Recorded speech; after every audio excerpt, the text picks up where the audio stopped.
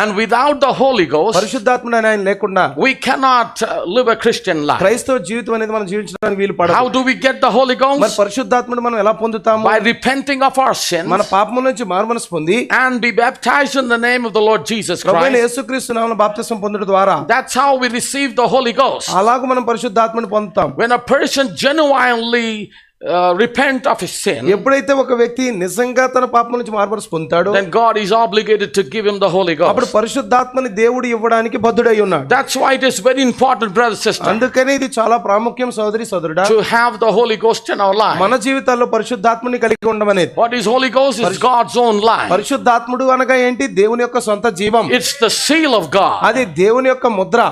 And without that seal, nobody can enter into the kingdom of ఆ God. Mudra అనేటువంటిది లేకుండా దేవుని రాజ్యంలో ఏ ఒక్కరు ప్రవేశించలేరు. That's why we need the Holy Ghost. అందుకనే పరిశుద్ధాత్ముడు మనకు అవసరం. Praise the Lord.